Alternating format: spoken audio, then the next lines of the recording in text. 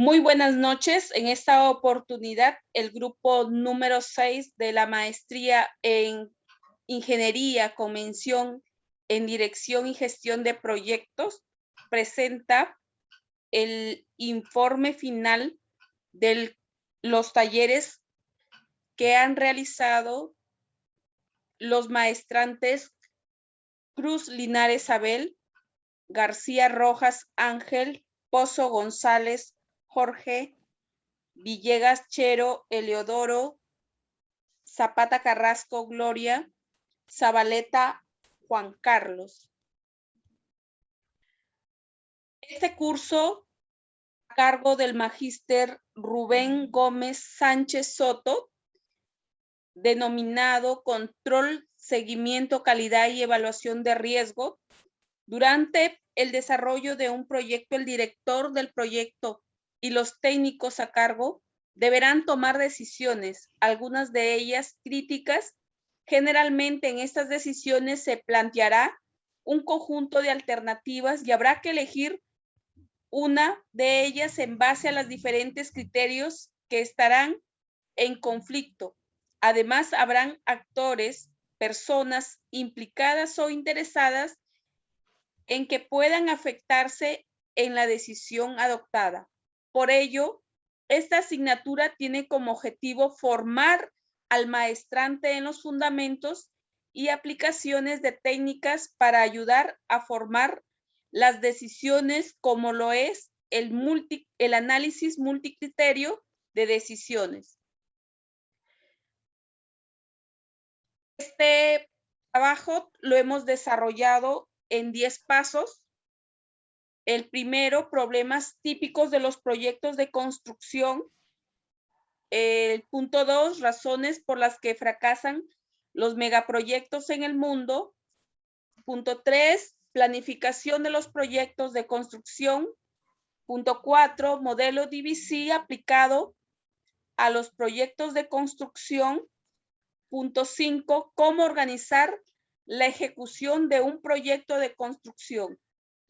En el punto número 6, la revisión de las 15 fallas en planeamiento de proyectos de construcción. Punto 7, evaluación de riesgos de los proyectos de construcción. Punto número 8, claves para el control, seguimiento, calidad y evaluación de los riesgos. En el punto número 9, la revisión de un proyecto EPC. Y en el punto número 10 tenemos las conclusiones, recomendaciones y compromisos. Vamos desarrollando en el primer tema, vemos los problemas típicos de los proyectos de construcción. Hablar de los proyectos, en su mayor parte, sabemos que se presentan una serie de problemas como son a mayores plazos, costos, calidad de materiales, etcétera. Es aquí la importancia de llevar el curso de control, seguimiento, calidad y evaluación de riesgos para poder afrontar a los múltiples problemas que se presentan en las construcciones. Un megaproyecto es un desarrollo público cuyas condiciones particulares lo tornan extraordinario, que requieren largo tiempo de ejecución, un presupuesto muy elevado por la complejidad de la ingeniería del proyecto, involucra planes de diversa índole, como pueden ser sociales, educativos, ecológicos, etc. Aquí, un megaproyecto desarrollado en el Perú, tenemos la línea 2 de metro, con una inversión total de 5.500 millones de dólares. Podemos establecer las causas como se dan en la deficiencia en la planificación y control en la ejecución de la construcción. No se toma en cuenta a las partes interesadas. Los profesionales y técnicos no son idóneos para dirigir estos proyectos. Hay una inadecuada gestión y control de riesgos. La comunicación es deficiente entre los múltiples involucrados. Los riesgos que se presentan son los siguientes. Tenemos los riesgos político y social, tenemos los riesgos en la programación, tenemos los riesgos por deficiencia tecnológica y también se presentan los riesgos en la comunicación de los involucrados. Para el tema número 2, se planteó las razones por las que fracasan los megaproyectos en el mundo. Por ello, se preparó una propuesta. Se implementó la medición de los costos de calidad y no calidad en la construcción. Por ello, los equipos de trabajo nos organizamos, realizamos una encuesta en formulario Drive para poder determinar el grado de percepción, uso, conocimiento y aplicación de los conceptos de costo, calidad y no calidad. Desarrollamos el método para implementar, medir, monitorear y tomar decisiones según las variaciones registradas de los costos de calidad y no calidad, tal como se ejecutan en los proyectos de construcción. También se aplicaron una propuesta y se informó sobre estos resultados, a su vez, los beneficios que se lograron. Por último, se han emitido las conclusiones, las recomendaciones y los compromisos. Podemos apreciar que a través del formulario Drive hicimos un formulario a fin de tomar la percepción, uso, conocimiento y la aplicación de los temas como son costo, calidad y no calidad. Se plantearon 10 preguntas que buscan la aplicación de una propuesta para informar estos resultados y sus beneficios. Es por ello que se estableció un plan de gestión de calidad que ha fijado metas de calidad y el desarrollo de productos, procesos necesarios para que puedan cumplirse estos objetivos. Dentro de las conclusiones y recomendaciones y los compromisos está la aplicación de políticas de mejora basada en los proyectos de infraestructura, aplicar mejoras al Plan B, Perú, capacitar al capital humano en DVC, hacer un planteamiento y gestión operativa de la obra, gestión de calidad, operatividad de los equipos y, por último, también la gestión de calidad en el proceso de abastecimiento. Se aplica también métodos que permitan implementar, medir, monitorear y tomar decisiones según las variaciones registrados en los costos de calidad y no calidad, tal como se ejecutan los proyectos de construcción. Es por eso que se ha planteado hacer un monitoreo del proyecto, evaluar el proyecto, hacer la gestión de los riesgos del proyecto y, por último, la gestión que integre los cambios para poder confirmar que todos los cambios propuestos para este proyecto sean evaluados, registrados y, sobre todo, que éstas se realicen según cada acción apropiada. Mostramos los resultados de las encuestas que se plantearon a 70 participantes. Taller aplicativo número 3. Analizar las razones directas de las fallas de los megaproyectos en el mundo y en el Perú. Los equipos de trabajo organizados efectuarán la revisión de los papers empleados en el desarrollo del tema, luego de lo cual se procederá a la lectura e identificación de las razones, causas, riesgos que generan las fallas de los megaproyectos del Perú y el mundo. Luego de ello, analizaremos los resultados del numeral número 1 y determinaremos las fallas, más las brechas en infraestructuras que impactarán en los ciudadanos del Perú. Luego de realizados los temas referidos, se requiere que cada equipo se presente su planeamiento para evitar lo señalado en los papers, por lo que se asignará planes críticos y estratégicos para el Perú. Ahora el contrato. Dragados, COSAPI y Salini celebraron el contrato de consorcio constructor Línea 2 del Metro de Lima, llamado en adelante Consorcio CJB, con el propósito de ejecutar todas las obras civiles según lo establecido en el contrato de concesión. El 17 de junio de 2015 se formalizó la construcción de esta obra, incluyendo equipamientos electromecánicos y la superestructura ferroviaria. La incertidumbre que tenía este contrato es el consorciado, que se obliga a desarrollar y ejecutar las actividades que comprendan el alcance de sus trabajos.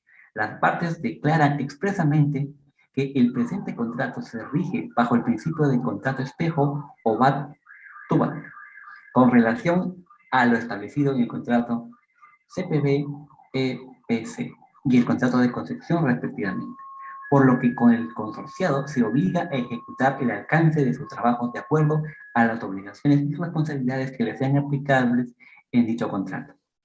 El responsable, el contratista, el entregable, la documentación sobre las bases a ejecutar del proyecto. La fecha, el 22 de mayo del 2014. Siguiente. Por parte del contrato, la sección 5.6 es importante para la cuestión a decidir en este arbitraje, puesto que trata de la entrega de las áreas de concesión por parte del concedente al concesionario.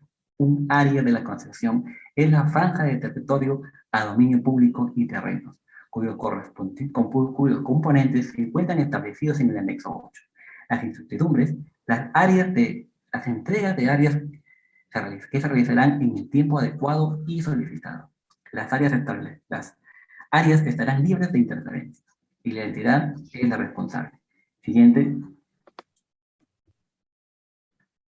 Ahora, en cuanto a la matriz de desarrollo de riesgo, tenemos la causa, la entrega de las áreas de concepción y liberación de interferencias, el riesgo, la demora de estas áreas, el efecto, la ampliación de plazo.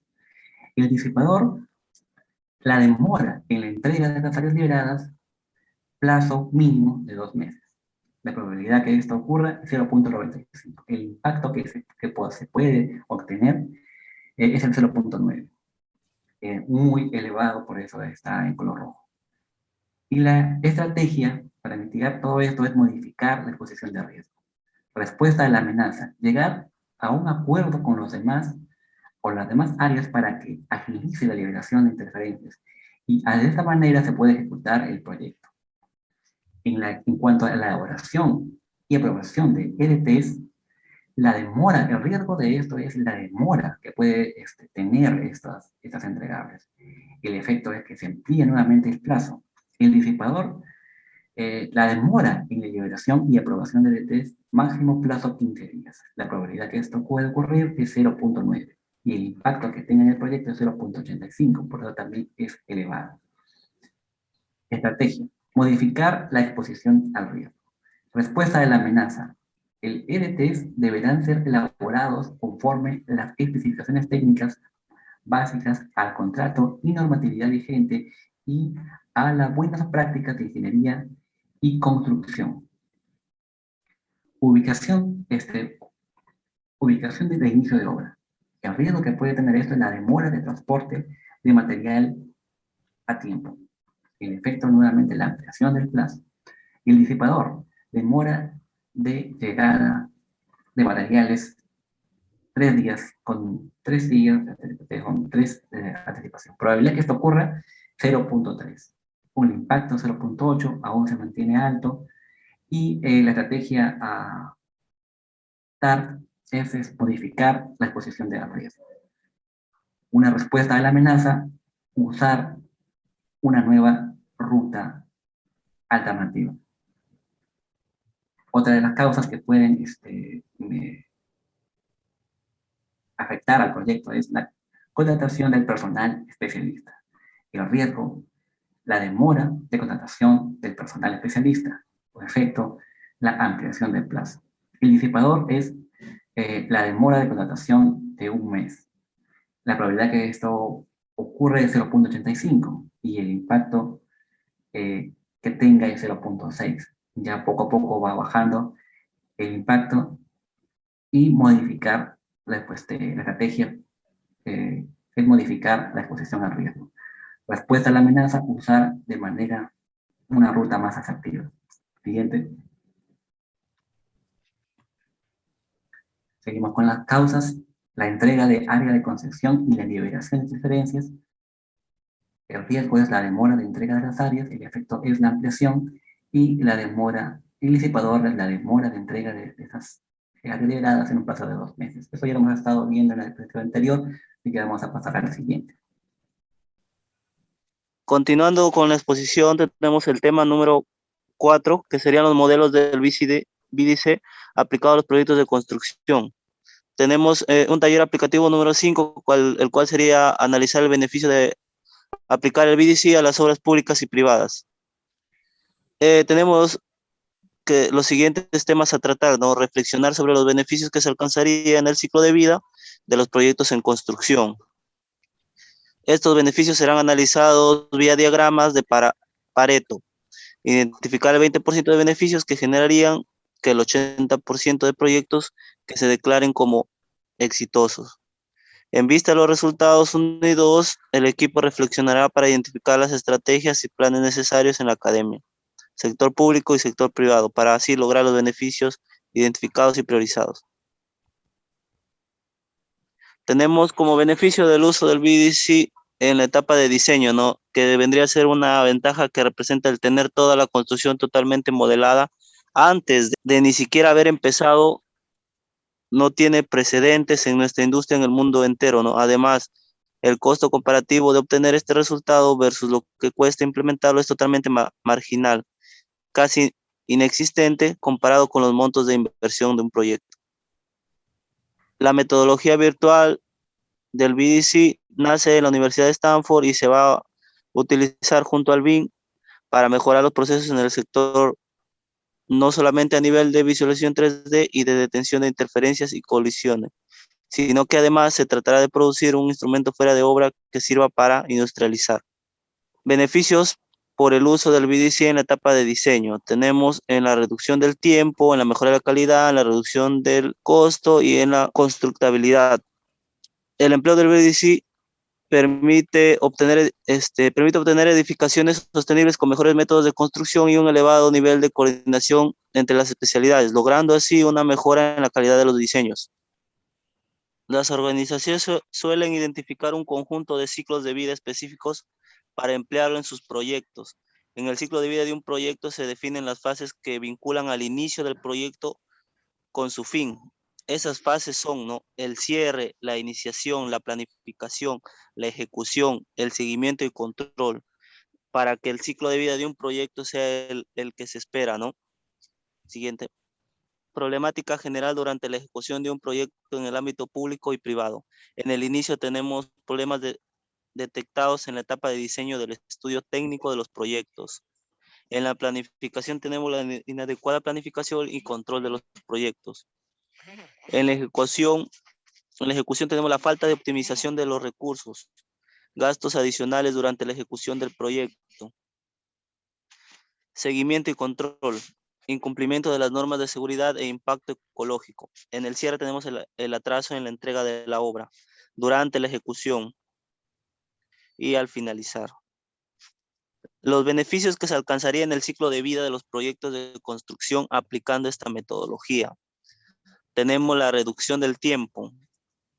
Se empleará un menor tiempo para el entendimiento de la información y mejora la comunicación y colaboración entre los especialistas al elaborar el expediente. Así también realiza una automatización del trabajo de dibujo en CAD e identifica requerimientos de información tempranamente con menor riesgo de impacto en los tiempos de ejecución, brindando mayor velocidad de solución por los proyectistas y evitando observaciones constantes debido a la incompatibilidad.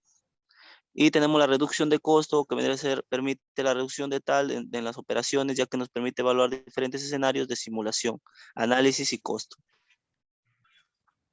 Tenemos en las mejoras de calidad, como consecuencia de la consistencia entre los planos y reportes, se presentarán mejoras en los productos y dedicar mayor tiempo a la planificación en vez de emplearlo en la solución de problemas. En la constructabilidad, integración del diseño y la construcción se entiende por constructabilidad de la identificación de obstáculos previo a la construcción de un proyecto con el objeto de prevenir o reducir errores, sobrecostos o demoras. Siguiente. Acá tenemos el diagrama de Pareto de C1, ¿no?, que vendría a ser todo lo que vemos planificado, ¿no? Como el inicio, la planificación, ejecución, para la vida útil de un proyecto, ¿no?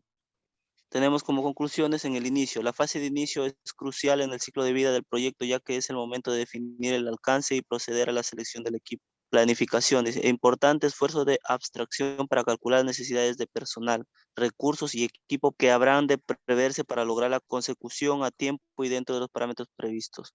En la ejecución tenemos planificación, habrá que completar las actividades programadas con sus tareas y proceder a la entrega de los productos intermedios. En el seguimiento y control comprende los procesos necesarios para realizar el seguimiento, revisión y monitorización del progreso del proyecto. Y en cierre tenemos procesos orientados a completar formalmente el proyecto y las obligaciones contractuales inherentes. ¿Cómo organizar la ejecución de un proyecto de construcción? Organizar la ejecución de un proyecto implica planificar las fechas tanto de inicio como de fin, además de tener estrategias ante eventuales riesgos que puedan presentarse y siempre buscar la optimización de cada actividad a realizar.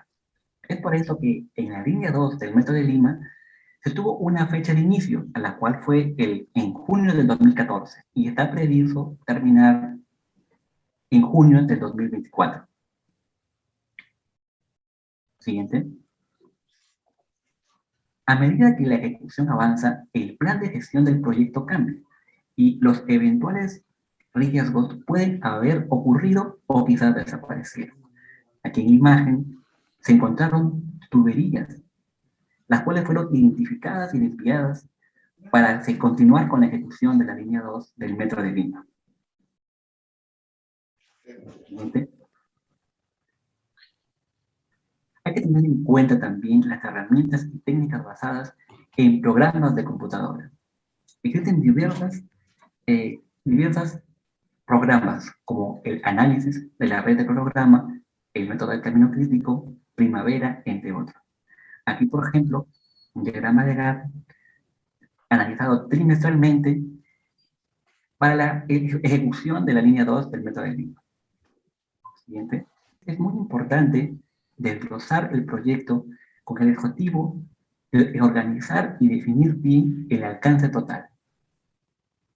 Es así que el Metro de Lima se desglosó en estaciones y cada una de ellas representa un entregable. Siguiente. La mano de obra es muy importante, pues incide de gran manera en la inversión prevista de nuestro proyecto. Es relevante monitorear el avance de estas, según el peso o importancia de cada actividad, así también de acuerdo al avance diario. Siguiente. También debemos planificar en la ejecución del proyecto la eficiencia y productividad para que de esta manera se utilice el mínimo de recursos vigilando nuestra inversión prevista y ejecutando las actividades programadas. Aquí tenemos un cuadro analizado de manera mensual en donde nos relaciona la productividad y efectividad. La productividad mediante el CPI, el cual nos indica, si es que es mayor a 1, en que estamos generando dinero, estamos ganando dinero. Y la efectividad en el CPI se nos indica, si tenemos menor a 1, que estamos adelantados en la ejecución de nuestro proyecto. Siguiente. Ahora continuamos con el tema número 6. Revisión de las fallas en el planeamiento de proyectos de construcción. Dentro del taller 7 se tiene el listado de chequeo antifallas de la planificación en los proyectos de construcción. Eso nos va a identificar un análisis de cada uno de los 15 errores en la planificación en las obras de construcción, los cuales se tendrá en una hoja para poder identificarlas cada una de ellas. La siguiente, por favor.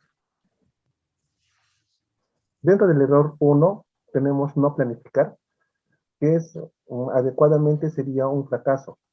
¿Quién fracaso al planificar?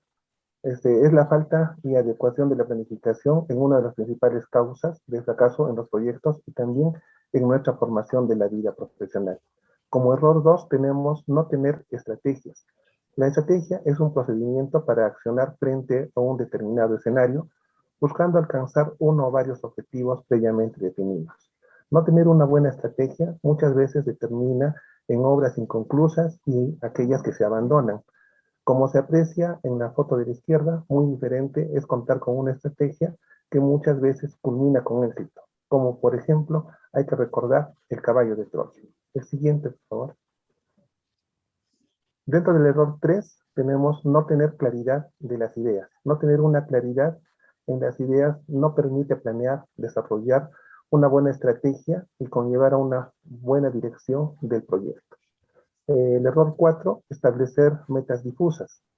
Son aquellas que afectan notablemente en la ejecución de una obra, que afectan en las actividades que sean secuenciales y en una compleja vigilancia de las actividades críticas de la obra. Las metas finales deben estar claras, tanto en el término de la obra en plazos, mantener la utilidad, como un mejor control, buscar la calidad en la ejecución de la obra y las posibilidades de ser un cliente. La siguiente. En el error 5 tenemos no analizar los diferentes escenarios en una obra que está sometida a muchos factores internos y externos que pueden retrasar en el tiempo de la ejecución de una obra. Un gerente de obra siempre tiene que tener un plan B, un plan C, hasta un plan E para que pueda culminar un buen proceso. Dentro del error 6, no conocer la obra, no es posible marcar una planificación y estrategia adecuada si antes no nos hemos detenido a analizar y observar nuestra propia obra.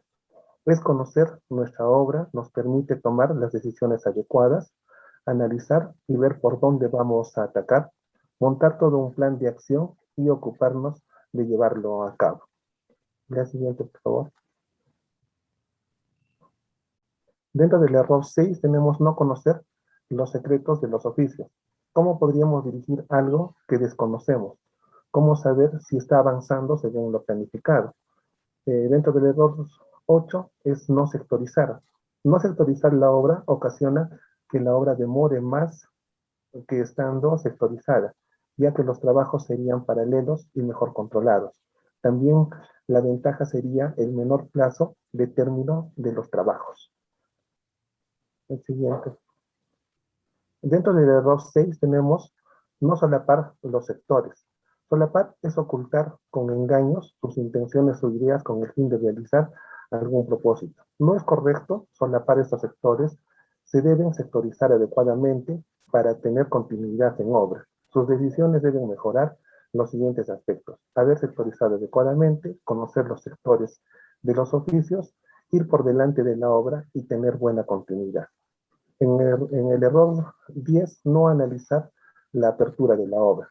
El jefe de obra y el gerente de proyectos, que puede ser el supervisor, deben analizar el detalle, el planeamiento, las estrategias, la sectorización de una obra para el inicio de las actividades de la obra. Una vez iniciada la obra, cualquier motivo de paralización por no contar con un diseño o autorización que genera una paralización.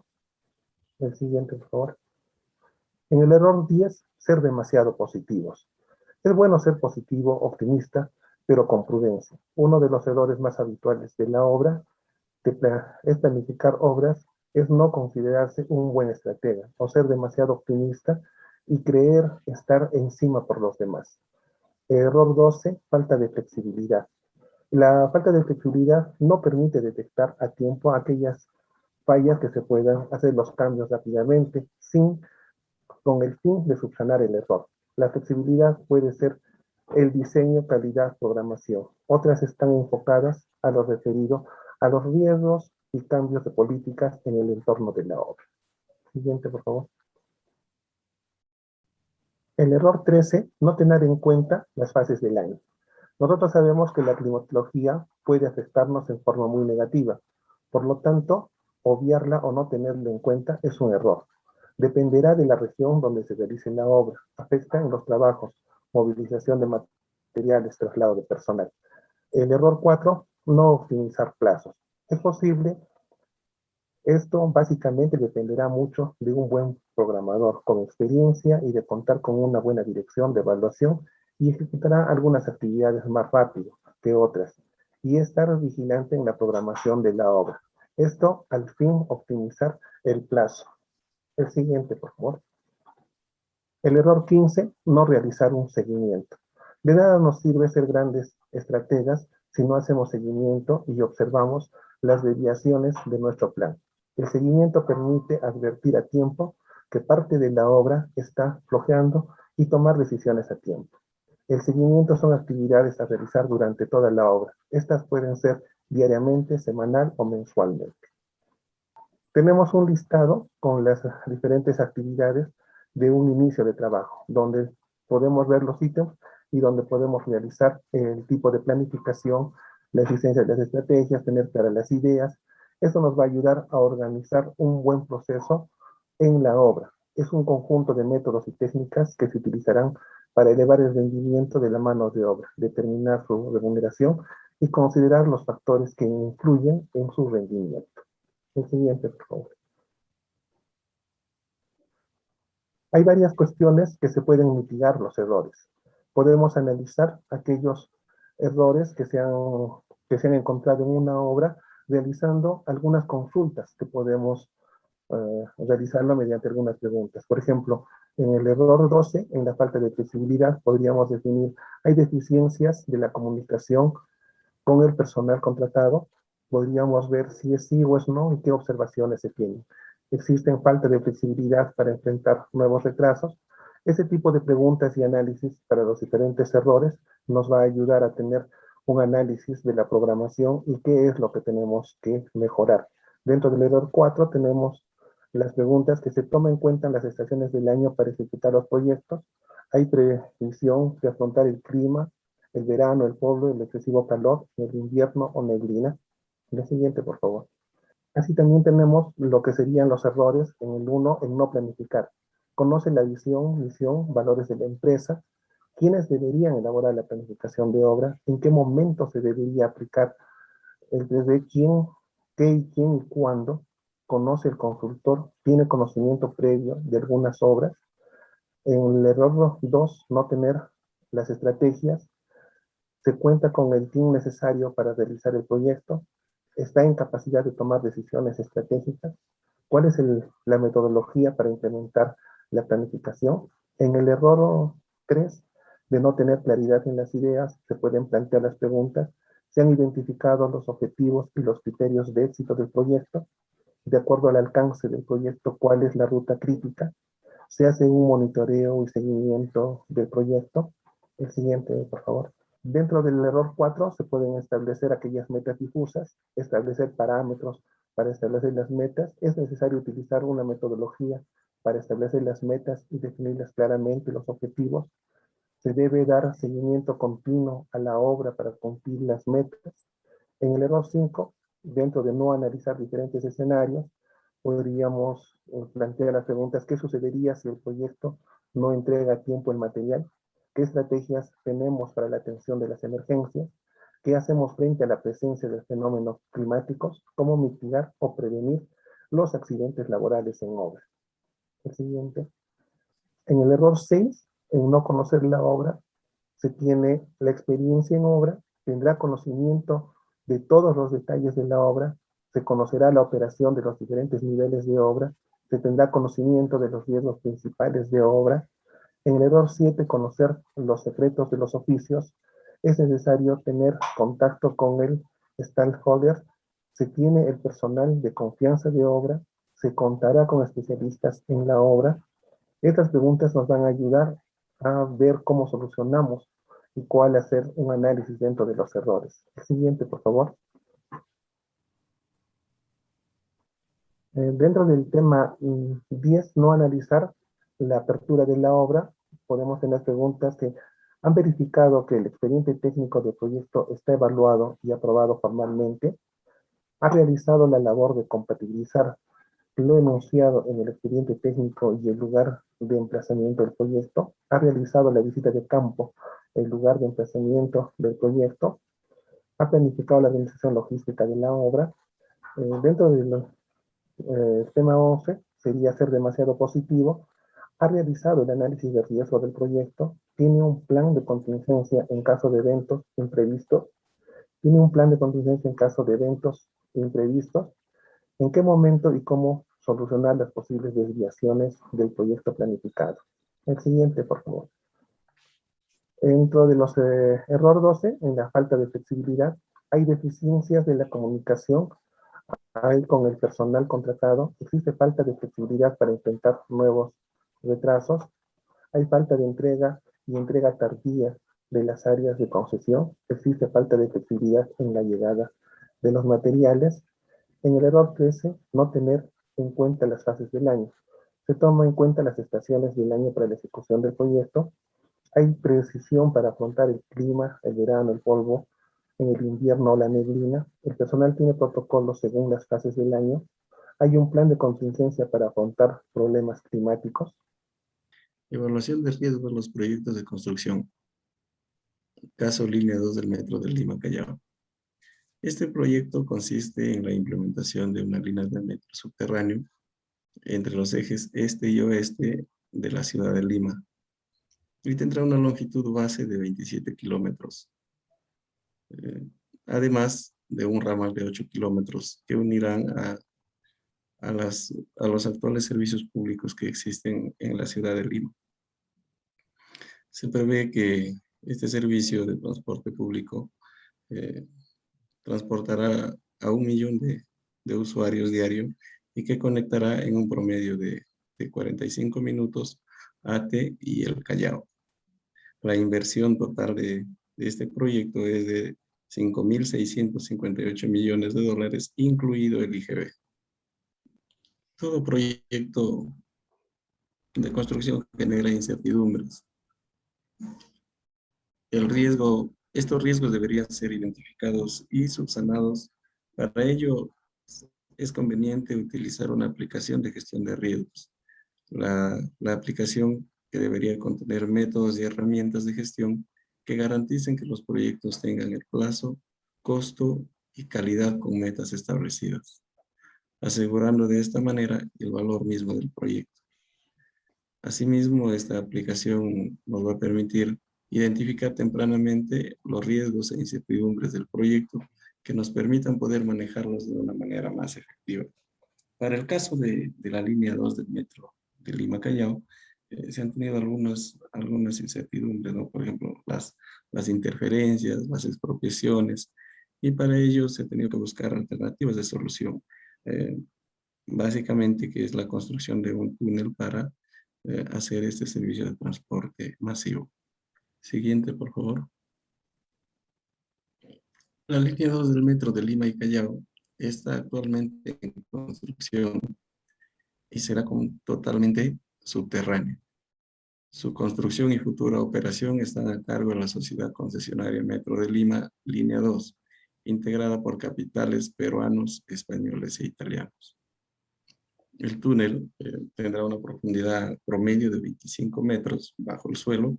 Su recorrido completo entre las estaciones terminales de Ate y Callao se estima que será en 45 minutos, atravesando su mayoría de los distritos de Lima. Contará con el grado de automatización GOA4 y su flota estará compuesta por trenes sin conductor.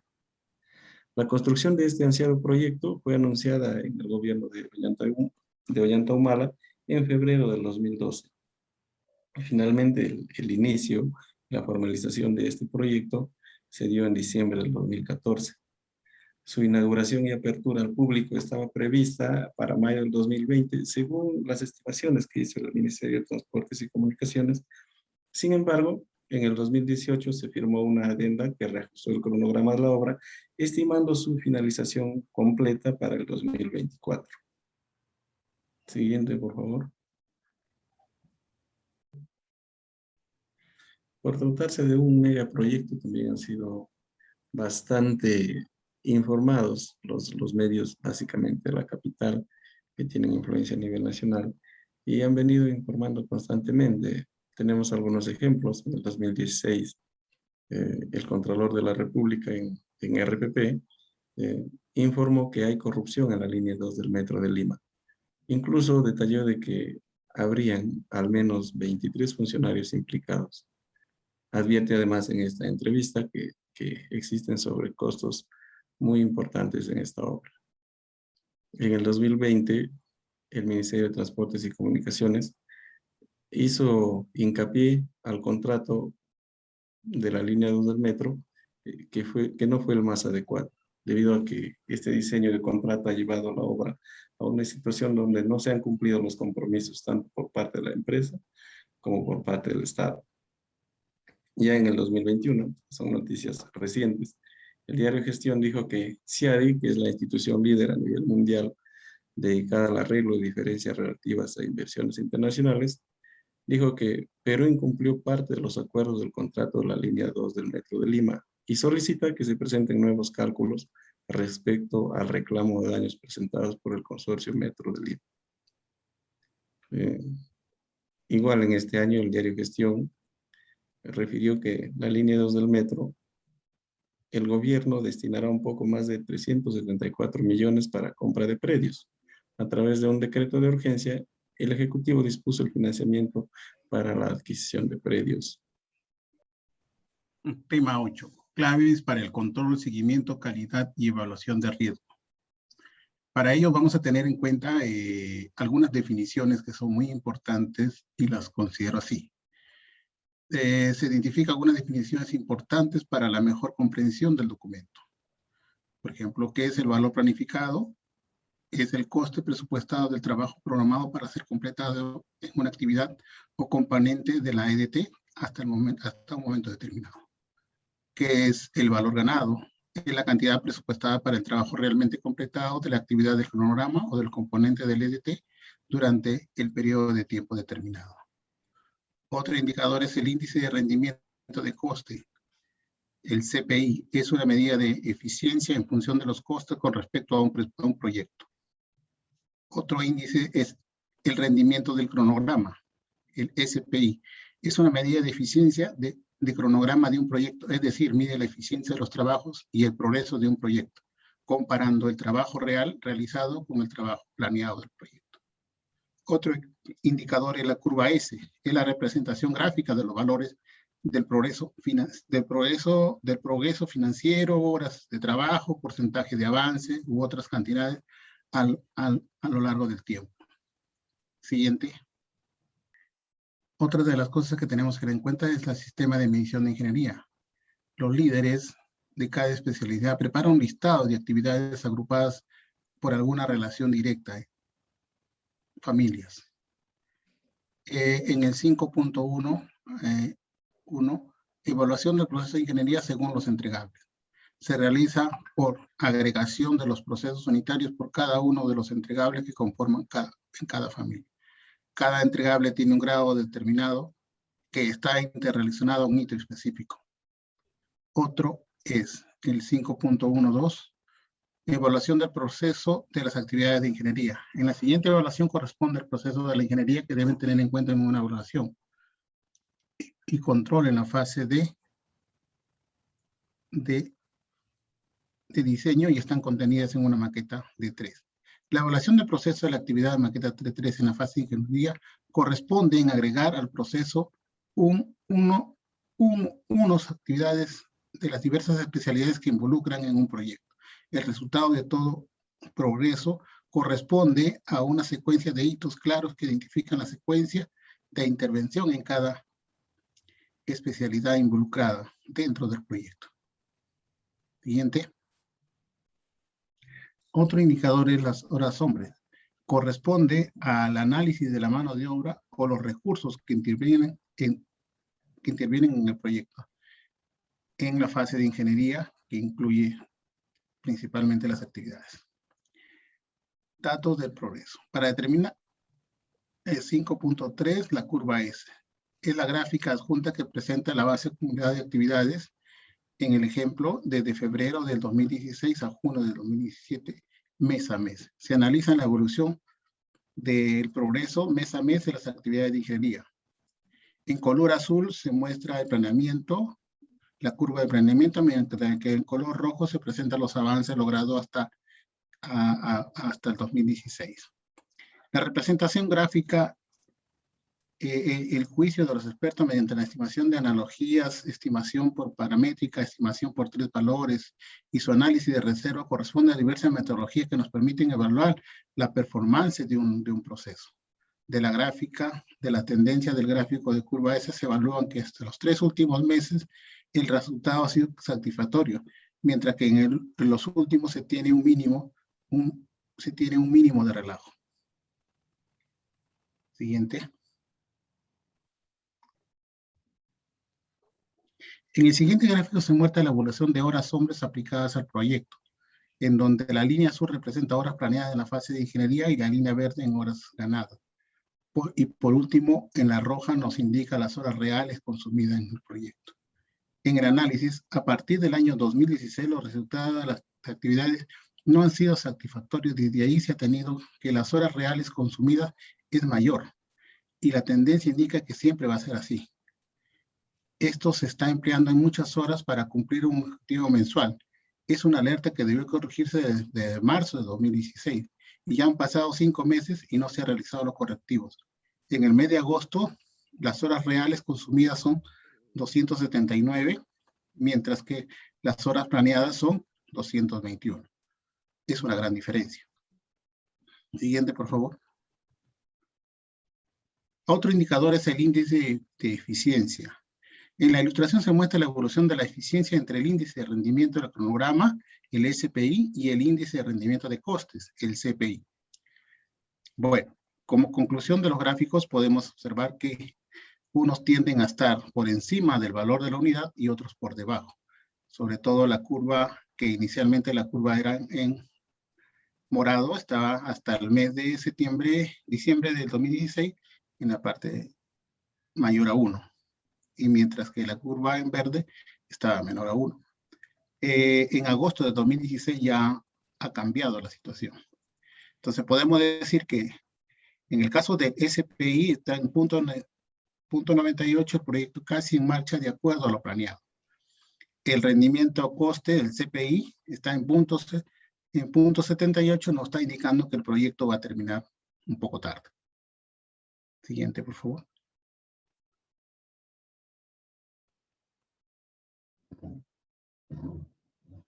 Resumen de colaboradores en un proceso. Se muestra el insumo para el control, seguimiento y calidad y evaluación de riesgo. Tenemos insumo operadores, son los que participan en la identificación y evaluación inicial de los indicadores de los riesgos. Reportan los riesgos que se deriven de dichos indicadores en los procesos o actividades. El coordinador de calidad hace la verificación del cumplimiento de los procesos de acuerdo a la identificación de los indicadores de los riesgos y mejoras. Elaboración del informe de desviaciones del producto de acuerdo a la verificación, análisis realizadas al proceso. Finalmente tenemos el líder del proceso, toma las decisiones al informe de control de riesgo que se clasifiquen como altos, basados en la identificación y análisis de los indicadores, disminuyendo la posibilidad de la falta de calidad del producto, generándolo en no conforme. También alienta al personal a participar en la identificación y evaluación de los indicadores de riesgo, al igual de la implementación de los planes de acción basado en su análisis de sus resultados. Siguiente, por favor.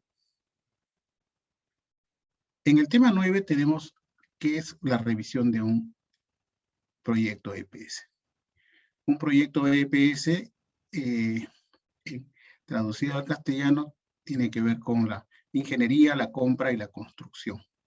Los contratos EPS son de tipo de contratos de diseño y construcción en lo que, como lo indican las siglas en inglés, en línea general el contratista es responsable del desarrollo de la ingeniería, las adquisiciones o contrataciones necesarias para el proyecto y la construcción de la infraestructura. En el caso de la sociedad concesionaria Metro de Lima, línea 2, es un consorcio integrado por las empresas españolas COSAPE, Iridium, FCC, Salini, Imprelijo, Ansaldo, STS y Ansaldo Breda. Las compañías firmó un contrato EPS con un consorcio formado con sus mismos accionistas para la ejecución del proyecto de construcción. Siguiente, por favor. El ciclo de vida de contrato. Tenemos desde cómo administrar todos los procesos contractuales y sus actores se administran como conformes. Controlar todo lo que puede ser controlado según restricciones y requerimientos definidos. Analizar. Genera reportes generales hasta gráficos y tablas en Excel. Crear. Desde órdenes de procesos, contrataciones hasta contratos. Negociar. Toda la información del proceso de negocio queda registrada. Aprobar. Las aprobaciones son sus responsabilidades y sus requisitos son parte integral del sistema. Nuestro sistema, en este caso el sistema Performance, señala que se especializa en control de la totalidad del ciclo de vida de los contratos. Se puede encontrar absoluta información de un contrato de manera rápida y organizada. Son herramientas que nos permiten poder llevar tecnológicamente un contrato. Siguiente, por favor. También se presentan 5 fases en las esenciales para la gestión de proyectos. Tenemos los análisis de viabilidad, la planificación detallada, la ejecución, el seguimiento y control y finalmente el cierre.